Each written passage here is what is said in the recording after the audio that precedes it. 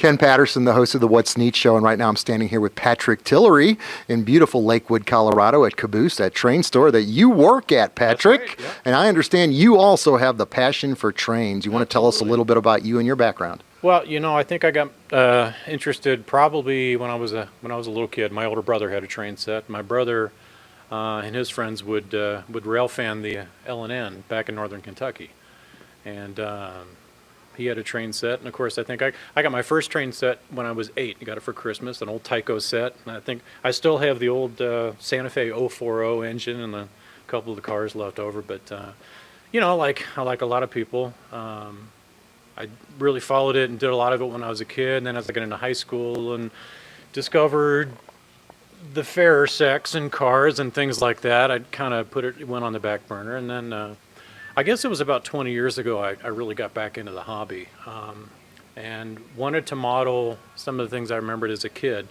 Growing up in the Cincinnati area, the gas and electric building always had a very large B&O 027 layout downtown Cincinnati, and every year it was a big tradition that every Christmas we'd go down and see the trains. And it was kind of neat because when I got to be older and got kids, we'd go back and visit family. We would take them and see that too. And it's still around. It's actually at the one of the museums in town. But I modeled the B&O, and then after I did that for a while, I started modeling, and this is all in HO scale.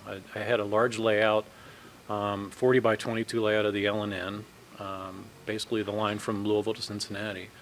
And I modeled that for several years. It was all signaled and dispatched, and he used to have operating sessions in the whole 9 yards. And then one year, this was probably about 10, 12 years ago, I took a trip down to the Cumbers and Toltec, down to Chama. And the narrow gauge bug bit. And it just happened to be that day they were running a double header. And of course, I'd never been there. I thought, well, this must be, they do this all the time. Well, no. And I thought, this is just really cool. And so I started really researching the narrow gauge, and I really fell in love with SN3.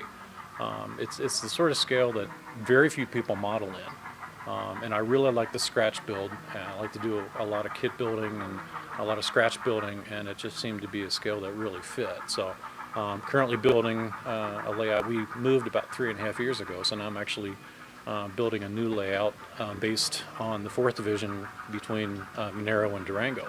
So I really like the prototype, whether it's out, chasing it, photographing it, or modeling it as close as I can. I guess maybe into a fault sometimes, but not so crazy as to get upset. I'm not sure which, way the outhouse door, but I want to try to get things as close as possible. So I really enjoy the historical aspect of modeling, as well as actually building. So I bet you get up in the mountains here in your state and just go. Oh man, it's treasure hunting. Memories. I've been blessed to live in Colorado for about 28 years now, and it's just a fantastic place to live. And with the narrow gauge and even chasing standard gauge in the mountains, it's just fantastic. So Patrick, you don't have any lack for passion for trains. Ah.